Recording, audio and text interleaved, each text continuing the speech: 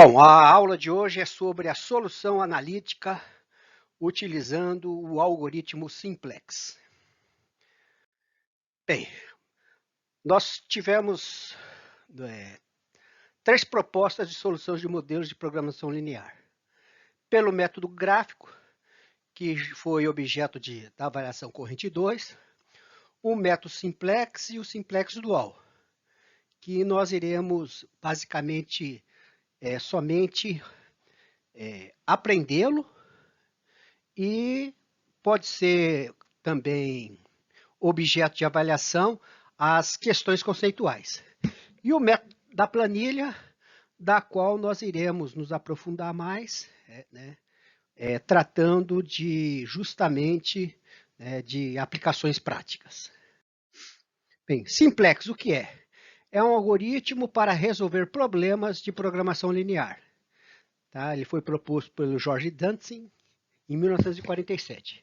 É muito utilizado, facilmente implementado como programa de computador, consegue resolver problemas com muitas variáveis, produz variáveis auxiliares para análise de sensibilidade, convém saber resolver à mão ou assistido para se compreender o seu funcionamento.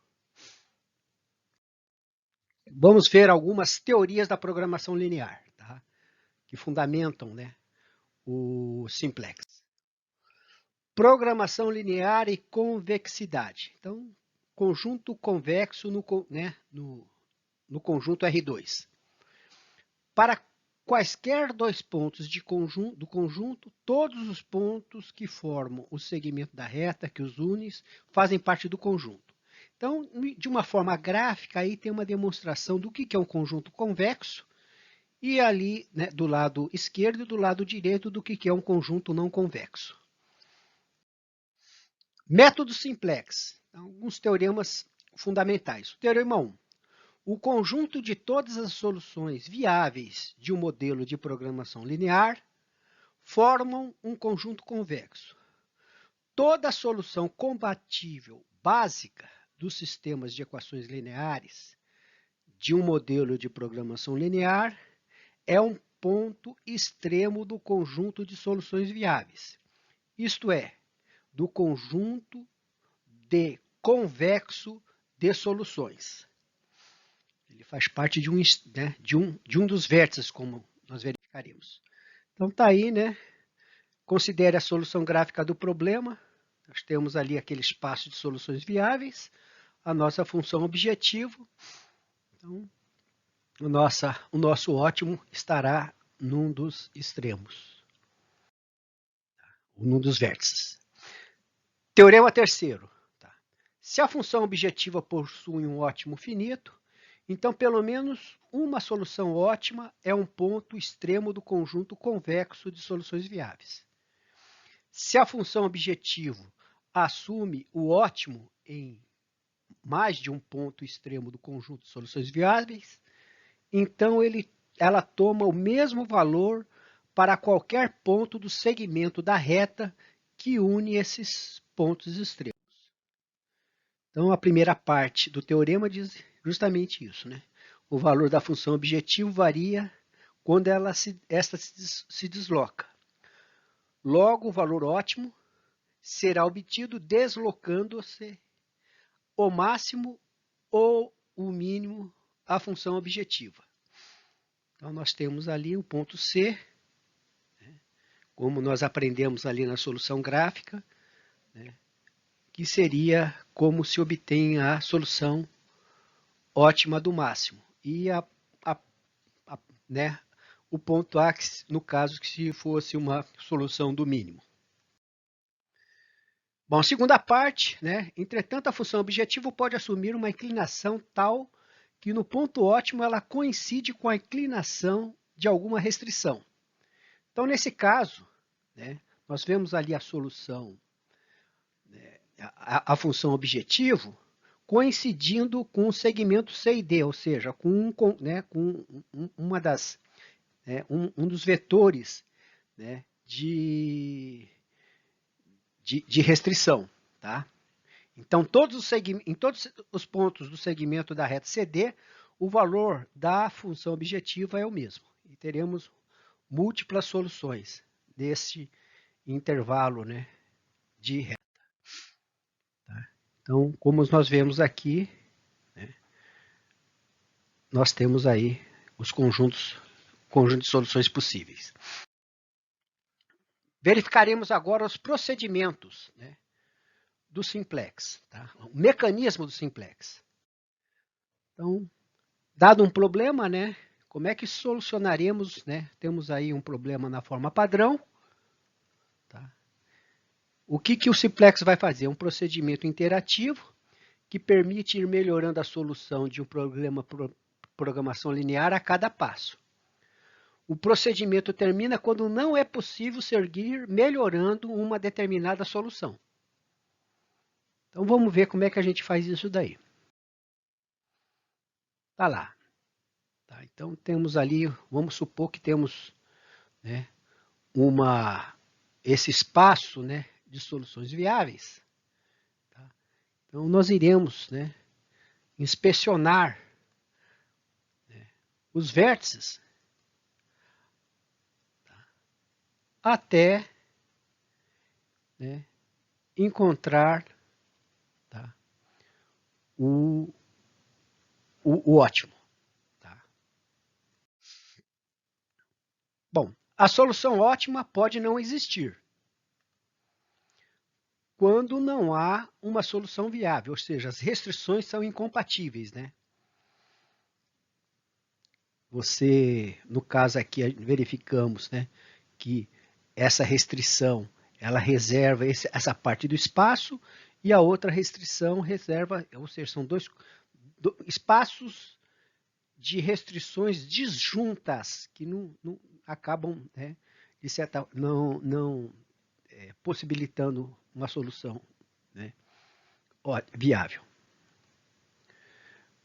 Quando não há um valor máximo ou mínimo de FO, ou seja, uma ou mais variáveis tende ao infinito e as restrições continuarão sendo satisfeitas, ou seja, satisfazem as restrições, só que nós temos, né, não conseguimos,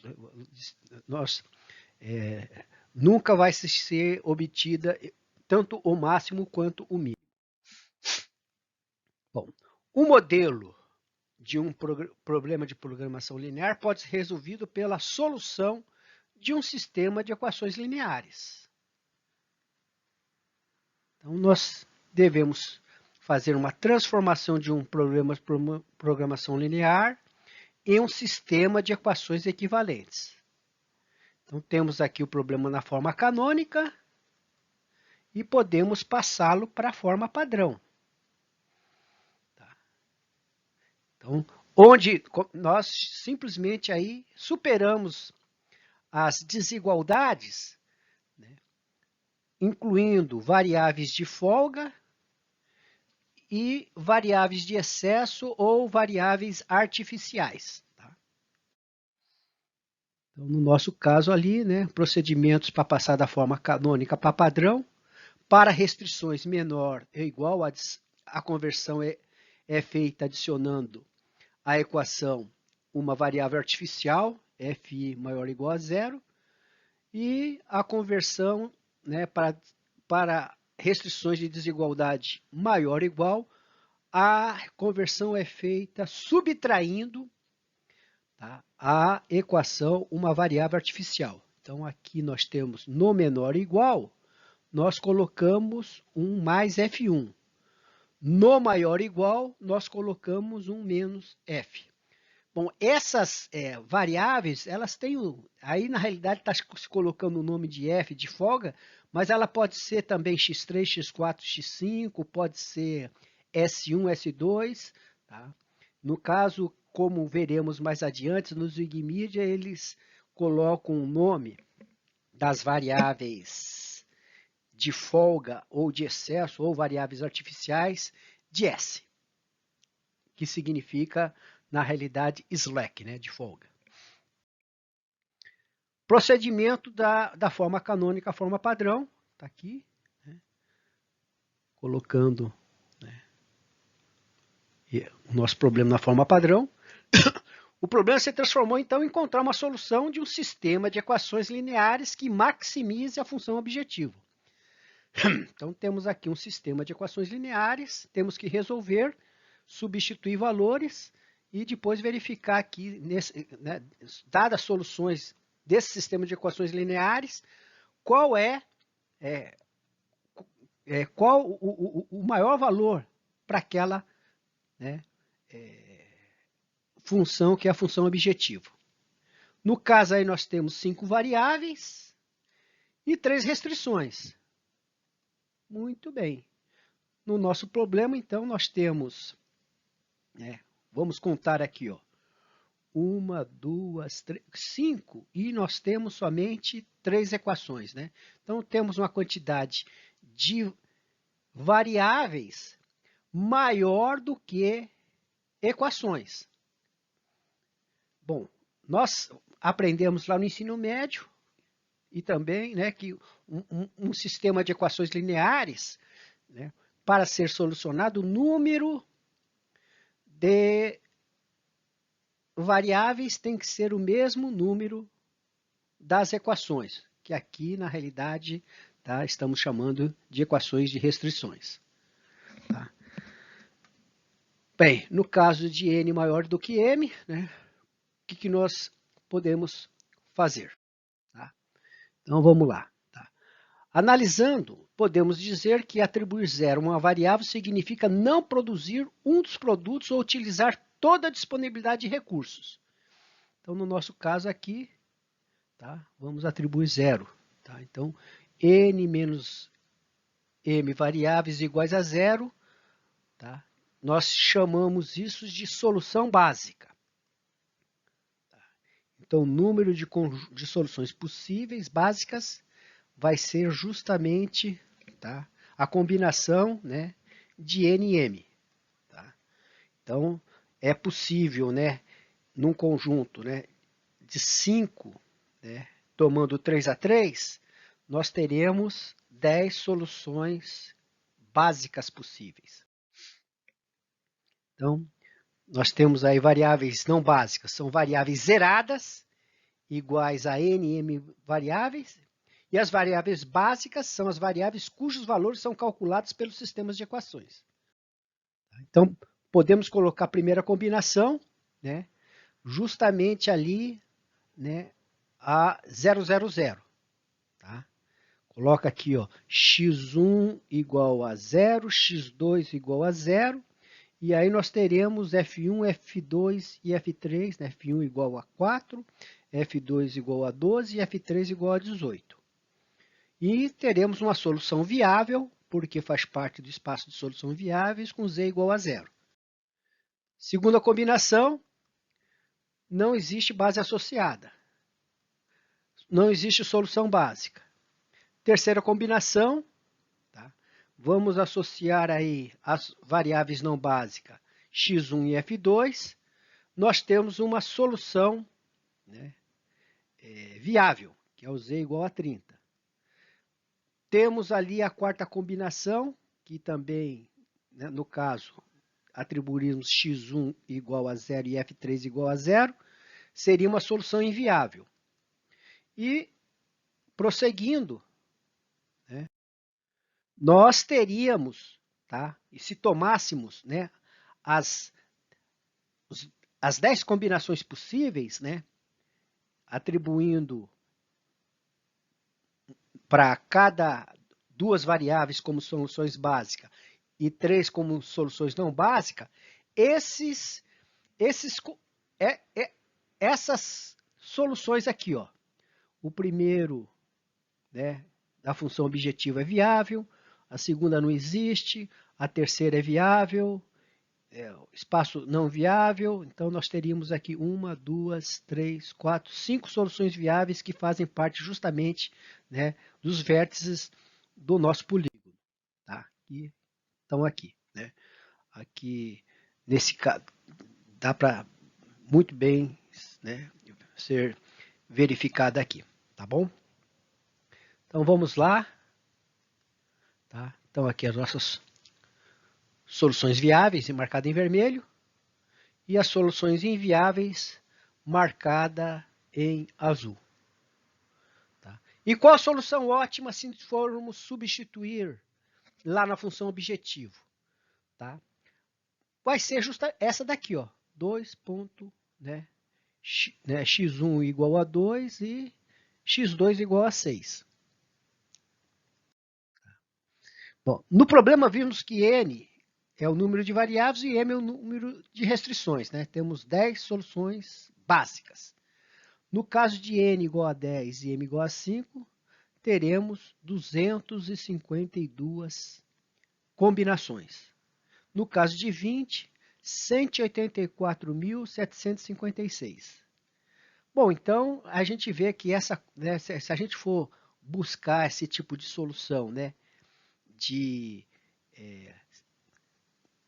atribuir variáveis básicas e não básicas e tentar resolver o problema no braço, vai praticamente, né, ficar quase impossível, né, termos um problema, né, desse porte. Teremos um problema de grande porte que difícil. Então, né, o desenvolvimento método simplex, né, de problemas reais, né, nós temos o método gráfico de enumeração, né, ele se torna inviável, né, para soluções. Tá? Esse método de enumeração, tá, fica da mesma forma que o método gráfico ele é muito limitado por se tratar somente, né, de duas variáveis. Então, com a sistemática. Qual o sistema de equações que devem ser resolvido? Né? Qual é o próximo sistema a ser resolvido que fornecerá uma solução melhor que as anteriores? Como identificar uma solução ótima, uma vez que tenhamos encontrado? Bem, e aí vem a solução, que é justamente o algoritmo simplex. Tá? Pontos a considerar. A solução estará sempre na interceptação de duas restrições, caso exista. Basta procurar uma solução das interceptações. Para irmos de uma interceptação para outra, basta seguirmos uma das restrições. Devemos seguir aquela que provoque maior variação no valor da função objetivo. Uma solução inicial trivial é considerar que as variáveis de decisão são todas nulas, ou seja, a gente parte já de uma solução, né, que é viável, que é né, as variáveis de decisão nulas. Então vejamos aqui, né, como é que se faz isso. Né? Então está aqui, ó. O primeiro passo é transformar o problema de programação linear de sua forma canônica para a sua forma padrão. Então temos aqui a forma canônica, que nós aprendemos isso e trabalhamos com ela até agora, e passar para a forma canônica. De que forma é colocado na forma canônica? Como foi explicado lá. Né? Se é menor ou igual, mais F1. Se for maior ou igual, menos F, é menos alguma coisa. E se for igual, nós verificamos que tem que ser colocado um mais e um menos. Ou seja, tem que ser colocado, né, tanto uma variável que é chamada de folga, quanto uma variável de excesso. Variável de folga soma, variável de excesso diminui. Ambas chamadas também variáveis artificiais. Tá? Então, vamos montar um quadro para ordenarmos a operação, colocando neles apenas os coeficientes das variáveis. Então, está aqui. Tá? Nós iremos transformar aqui a nossa função objetivo numa equação desse tipo aqui. E nós iremos montar um quadro que é chamado o tablô. Isso aqui é chamado um tablô. Tá? Onde a gente vai ter a representação aqui, ó, a variáveis na solução. Então, nós dissemos que o primeiro conjunto de solução, nós atribuímos 0 para nossas variáveis de decisão. Então, 0, e aí nós temos, né, para todas o conjunto de folgas, tá, vai, né, como é que a gente representa aqui? Ó? Na realidade, aqui, ó, x1 mais f1 igual a 4. 2x2 mais f2 igual a 12. 3x1 mais 2x2 mais f3 igual a 18. Menos 3x1 menos 5x2 igual a 0. E a solução que for apresentada nesse tablô seria F1 igual a 4, F2 igual a 12, F3 igual a 18 e Z igual a 0. Aí, né? Destacando aqui os valores, certo? Ideia geral para melhorar a situação. Vamos trocar de variáveis base. Vamos fazer crescer uma das variáveis não básicas, que assim deixam de ser 0, e vamos escolher a que mais contribui para o lucro. Essa variável passa a ser a variável base. Vamos sacrificar uma das velhas variáveis básicas e vamos escolher a variável que menos diminui com essa entrada. Então, entra a que mais contribui, né? O que entra? A variável que mais contribui e sai a que, né, menos diminui, entendeu? Na saída da função objetivo. Então, estamos eliminando folga de uma das restrições, aumentando uma variável de decisão, tirando o material do almoxarifado e produzindo. Basicamente é isso. Tá? Passos para melhorar. Escolher a variável que irá entrar e a variável que irá sair. Né? Ajustar as equações para que a variável que entre passe a ser a variável irmã. Ter coeficiente 1 e só aparecer numa equação. Então, vamos lá. Tá? Dado aqui o passo 3, né? Das variáveis não básicas, na primeira solução, qual deve se tornar positiva? Qual a que mais contribui aqui? Deve ser a que mais contribui para o lucro. Isso chama-se condição de otimilidade. Que no caso nosso aqui, tá? Tá certo? O 5, menos 5, né? A gente sempre lembrar que na realidade é Z menos alguma coisa aqui, o que contribui aqui está com o sinal trocado na realidade, né? Então aqui é desta linha de baixo, a que tem o maior valor negativo. Bom, e qual a que sai? Bom, nesse caso a gente vai verificar aqui, ó, tá? Então, na coluna aqui onde está a chamada também de coluna pivô, nós pegaremos aqui os valores da solução e dividiremos por este, que eu vou dizer aqui também chamado coluna, né, pivô. Então, 4 dividido por 0 vai dar um número infinito. 12 dividido por 2 vai dar 6. E 18 dividido por 2 vai dar 9.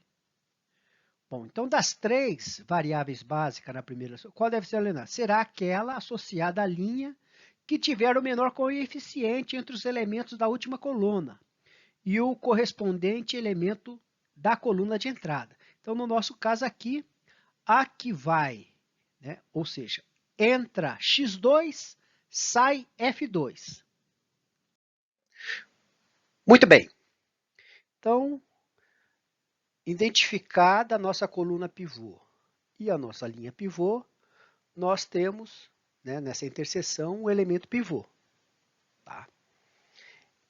E a partir daí, nós iremos justamente fazer operações de linhas por Gauss-Jordan. Tá? Eu vou explicar aqui o que significa isso. Tá? Então, tá? Aqui nós também chamaremos, tá, essa linha aqui, tá, de equação pivô. Tá? Para a mudança da base, na busca por outra solução, emprega-se em 2 operações de cálculo. Na equação pivô, que é essa, tá? A nova equação pivô vai ser a equação pivô.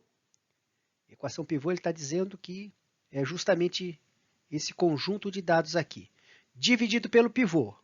Então, no nosso caso aqui, né, gente vai ver que seria 0, 1, 0, 6, 0, 6, tá? Nas demais equações, incluindo z, nós vamos buscar, né, essa nova equação vai ser a equação anterior, menos o coeficiente da coluna de entrada, né, qual o coeficiente que diz respeito aqui, tá? No caso, tá, desta linha, o coeficiente é 0. No caso da linha do F3, dessa equação, é 2. E no caso dessa aqui é menos 5. Multiplicado pela nova equação pivô, que é justamente, tá, aquele novo conjunto, né, né, do vetor, né, da equação pivô dividido pelo pivô. Tá? Isso vai gerar uma nova solução básica. Tá? Então, vamos lá. Então, tá? Vamos verificar aqui agora, né, como é que se faz essa operação então. Tá? Então, temos aí, né, o x2. A nova equação pivô, então, como eu disse, vai ser 0, 2, 0, 1, 0, 12. Nós vamos dividir pelo elemento pivô e ela vai passar a ter, tá certo, esta configuração. Né? 0 dividido por 2 dá 0, 2 dividido por 1, 2 dividido por 2 dá 1, 0 dividido por 2 dá 0, 1 dividido por 2 dá 1 meio, 0 dividido por 2 dá 0 e 12 dividido por 2, ou seja, isso daqui, cada elemento desse dividido por 2. Tá aí, né? Só para destacar. Bom, como é que nós operamos agora justamente na nossa primeira linha ali que diz respeito ao F1? Tá? Nós iremos aplicar aquela equação que vai ser anterior, tá vendo aqui, ó, 1,0,1004 menos, né, o elemento da coluna pivô aqui, vezes a nova equação pivô, né, que, né, no nosso caso ali é 0, 0, 0. Tá? No caso aqui, né, é 0, 2, 0, 0, 0. Tá? Então, a nova equação pivô, né, seria, na realidade, 0 vezes 0, 0 vezes, né, 0 vezes 0, 0 vezes 1, 0 vezes 0, 0 vezes 1 meio, daria 0, 0, 0, e a soma, né, resultaria, né, nesses números aqui, nesses elementos aqui. Então, tá. Bom, então vamos ver agora, né, como se faz aqui justamente para, no caso do F3. Tá? Então, temos aqui, né, a anterior é 3, 2, 0, 0, 1, 0, 18. O elemento 2 refere a esse daqui, multiplicado pela nova equação pivô, tá? Que é justamente, né, 0, né, seria menos 2 multiplicando 0, menos 2 multiplicando 1, menos 2 multiplicando 0, menos 2 multiplicando 1 meio, menos 2 multiplicando 0, menos 2 multiplicando 6. Essas multiplicações resultam nesse conjunto aqui. Realizando a soma, temos, né, este conjunto de elementos que são colocados aqui. E, né, no caso da função objetivo, também repetimos o mesmo procedimento. Qual é o conjunto anterior? O conjunto anterior é esse, menos 3, menos 5, 0, 0, 0 e 0. Então, o conjunto anterior tomamos daqui. Onde tomamos esse elemento que é o elemento da coluna? É justamente, tá, o elemento da coluna aqui. Multiplicado pela nova equação pivô. Onde é que está a nova equação pivô? É aqueles que estão em cinzas aqui. Então, é menos 5 vezes 0, 0. Menos 5, menos 5 vezes 1, 5. Menos 5 vezes 0, 0. Menos 5 vezes 1 meio, 5 meio. Menos 5 vezes 0, 0. E menos 5 vezes 6, 30. E aí teremos, tá certo, o nosso, né, tablô. Né? Na realidade, estamos passando do primeiro para o segundo tablô e depois de todas as nossas operações, né, de linha por Gauss-Jordan. Tá? Se a gente verificar aqui, tá, a gente na realidade estamos, né, como se estivesse dizendo, invertendo a matriz, né, das soluções, uma matriz 3x3. Vamos então agora, né, verificar o que tem que ser. Olha aqui, nós temos, como os elementos da última linha existe ainda um número negativo, significa que não chegamos ainda à solução ótima. Então temos que repetir o processo. Nós temos aqui ainda um menos 3, ou seja, significa que, né, temos condições ainda de melhorar, tá certo, a nossa solução ótima. Então, escolhemos esse menos 3, como o elemento da coluna pivô, e vamos agora determinar, né, qual será a linha pivô. Então, pega ali, ó, 4 aqui, dividido por 1, dá 4. 6 dividido por 0, dá um número infinito, né? 6 aqui dividido por 3 dá 2.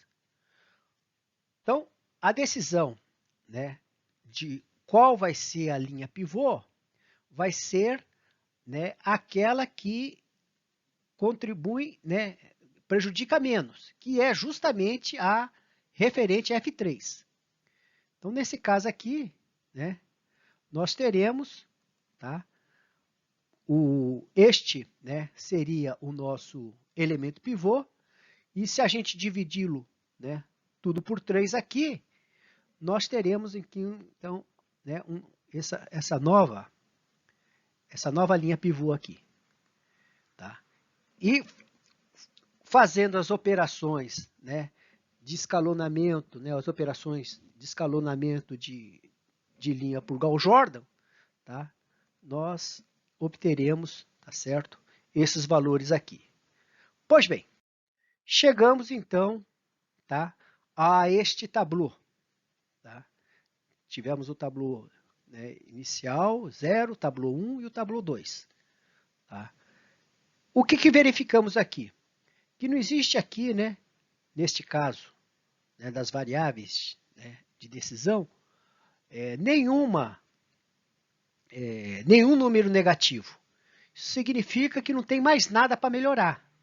Então, se não tem mais nada para melhorar, nós chegamos no nosso ponto ótimo.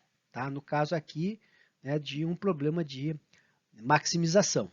Tá? Então, como todas as variáveis na última linha têm coeficiente positivo, foi encontrada uma solução ótima. Tá? E qual solução ótima é essa? Está aqui, ó, as variáveis na solução, está dizendo que o x seria o x1 igual a 2 e o x2 igual a 6.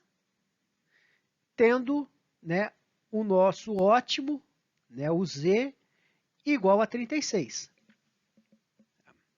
Então, é desta forma, né, que se procede no algoritmo simplex. Tá?